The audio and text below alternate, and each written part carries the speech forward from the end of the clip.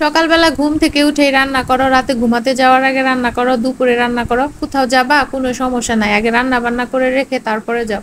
মোট কথা জীবনটা একদম রান্নাময় হয়ে গেছে। আর কোনো অর্জন হোক বা না হোক, জীবনে এই অর্জনটা বেশ ভালো মতোই হয়েছে।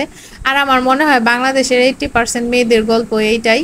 তুমি যত বড় কাজেই যাও না কেন, সারাদিন যত কাজই করো না কেন, দিন শেষে বাসায় এসে রান্না বান্না করে পরিবারের লোকজনের সামনে খাবার দিতে হবে এবং তারপর নিজের খাইতে হবে।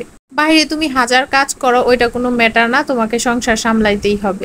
কিছু কিছু মেয়েদের গল্প একটু ভিন্ন হইতে পারে তাদের পারিবারিক এবং সামাজিক অবস্থার কারণে, কিন্তু আমার মনে হয় আমাদের মতো সাধারণ বা মধ্যবিত্ত ঘরের মেয়েদের গল্প এইটাই। যত কিছু হয়ে যাক না কেন, সংসার তোমাকেই সামলাতে হবে।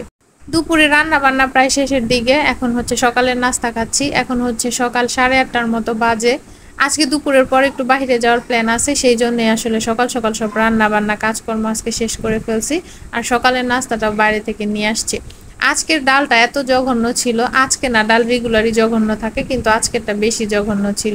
আমরা যেইখানে থাকি আশেপাশে হচ্ছে এর থেকে ভালো বা মজার ডাল আর পাওয়া যায় না, তো আজকের ডাল খেয়ে একদম নিয়ত করছি পরোটাটা বাইরে থেকে নিয়ে আসলেও ডাল আর বাইরে থেকে নিয়ে আসবো না, বাসায় ডাল বা সবজি করে তারপরে খাবো। বাসায় যত মজা করে পরোটা বানানো হোক না কেন, দোকানের পরোটার একটা আলাদা মজা আছে, কিন্তু বাসারটা বাসার মতো, দোকানেরটা আসলে দোকানেরটার মতোই। তো আমার সব কাজকর্ম রান্না বান্না শেষের দিকে, এখন শুধু আমি ভাতটা রান্না করব, গোসল টোসল করে বাচ্চাদের নিয়ে হচ্ছে বাইরে যাব। তো এই যে বাইরে থেকে চলে আসছি, আসার সময় হচ্ছে এই মিষ্টিগুলা নিয়ে আসছি। এই মিষ্টির ভিডিও কিন্তু অলরেডি আমি আমার পেজে শেয়ার করছি। মিষ্টিগুলা হচ্ছে শুকনা শুকনা, ওরকম রসালো না। এমনি তো সচরাচর মিষ্টি রসের মধ্যে ডুবানো থাকে, কিন্তু এগুলোর মধ্যে কোনো রস নাই। এই মিষ্টিটা শুকনা, কিন্তু শুকনা নারকেলের গুঁড়া দিয়ে হচ্ছে একদম নারকেলের গুঁড়া মিশানো থাকে, খেতে মজা লাগে নারকেলটার জন্য আসলে মূলত বেশি। এইদিকে গরমে অবস্থা খারাপ, বিকেল হয়ে গেছে, তারপরেও দেখেন বাহিরে কি পরিমাণের রোদের তাপ।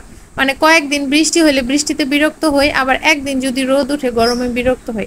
মন যে কি চায় আমরা আসলে নিজেও জানি না। তো বাহির থেকে আসার সময় আমি এই শনপাপড়িটা নিয়ে আসছিলাম, বিকেলে আর খাওয়া হয় নাই, কিন্তু এটা যদি আমি রাতে না খাই আমার মনে হয় রাতে ঘুমই হবে না।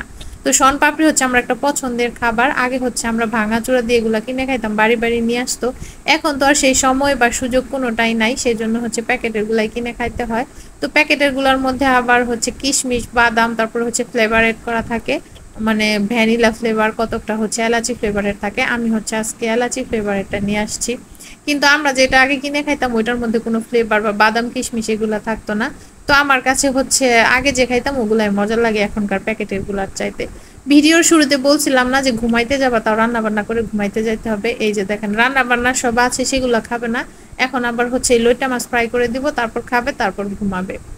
তো আমি সব মশলাপাতি দিয়ে মাছটা মেখে নিছি।